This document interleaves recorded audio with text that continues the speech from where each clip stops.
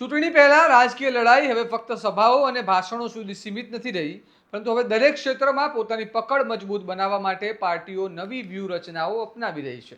ખાસ કરીને ગુજરાતમાં સહકારી ક્ષેત્રનું રાજકારણ સાથેનું જોડાણ હંમેશા મહત્વપૂર્ણ રહ્યું છે અને હવે ધોરાજી ઉપલેટા વિસ્તારમાં યોજાયેલા એક સંમેલને એ જ વાતને ફરી એકવાર સ્પષ્ટ કરી દીધી છે. આવો વિગતે વાત કરીએ સમગ્ર મામલા વિશે આ અહેવાલમાં. નમસ્કાર, હું ચિરાગ વર્ષાબેન. આપ જોઈ રહ્યા છો સ્વમાન. રાજકોટ જિલ્લાના ધોરાજી અને ઉપલેટા વિસ્તારમાં તાલુકા અને જિલ્લા પંચાયતની ચૂંટણીને ધ્યાનમાં રાખીને ભાજપે હવે સહકારી ક્ષેત્રમાં પોતાની પકડ મજબૂત કરવાની દિશામાં પગલાં લીધા છે.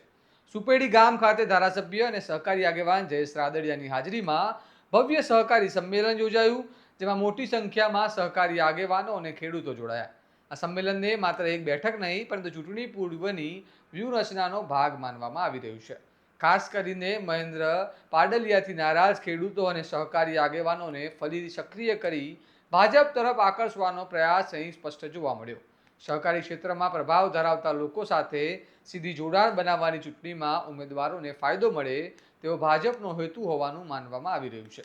સંમેલનમાં જયેશ રાદડિયાએ સહકારી ક્ષેત્રમાં લેવાયેલા કેટલાક નિર્ણયોનો ઉલ્લેખ કરતા કહ્યું કે 1.5% રિબેટ મંડળીઓને પાછું આપવાનો નિર્ણય ખેડૂતો માટે લાભદાયક રહ્યો અને આવી નીતિઓ ખેડૂતોના હિતમાં કામ કરે છે. આ સાથે જ તેમણે કોંગ્રેસ પર તીખા પ્રહાર કરતા કોંગ્રેસને ખેડૂત વિરોધી ગણાવી વર્ષો સુધી ખેડૂતો અને સામાન્ય જનતાનું શોષણ કર્યું હોવાના આક્ષેપો કર્યા. તેના કારણે રાજકીય માહોલ વધુ ગરમાયો છે.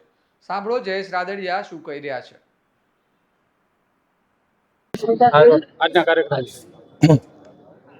આગામી સ્થાનિક સ્વરાજ્યની જિલ્લા પંચાયત અને તાલુકા પંચાયતની ચૂંટણી માટે આજે ધોરાજી ઉપલેટા બંને તાલુકાના સહકારી આગેવાનો સહકારી પરિવાર સાથે બેઠકનું આયોજન હતું.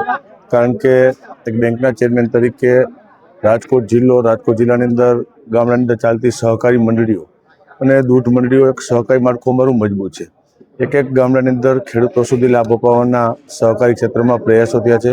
સ્થાનિક સ્વરાજ્યની અંદર પંચાયતી રાજમાં ભારતીય જનતા પાર્ટીને સમર્થન મળે માટે સહકારીના હોદ્દેદારો સાથેની આજની મિટિંગ હતી અને આવનારા દિવસોની અંદર ભારતીય જનતા પાર્ટીને સમર્થન મળે માટેનું આયોજન કરવામાં છે અને મને વિશ્વાસ છે કે સમગ્ર જિલ્લાની અંદર જિલ્લા પંચાયત તાલુકા પંચાયતમાં ભારતીય જનતા પાર્ટીનો ઝળહળતો વિજય થશે.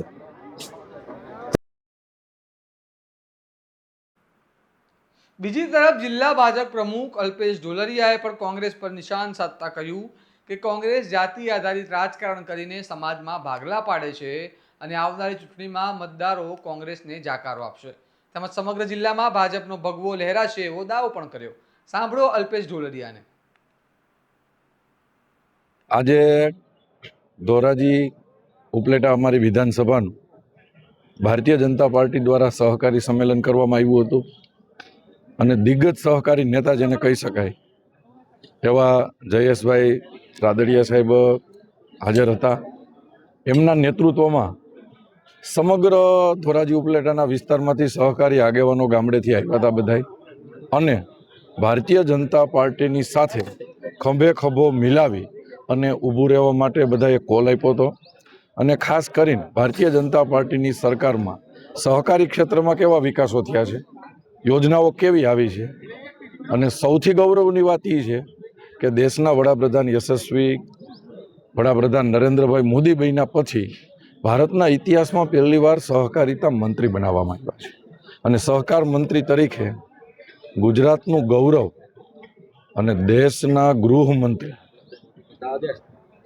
અમિતભાઈ શાહ દ્વારા અમિતભાઈ એમના મંત્રી છે અને અનેકવિધ યોજનાઓ ખેડૂતો માટે મૂકવામાં આવી છે.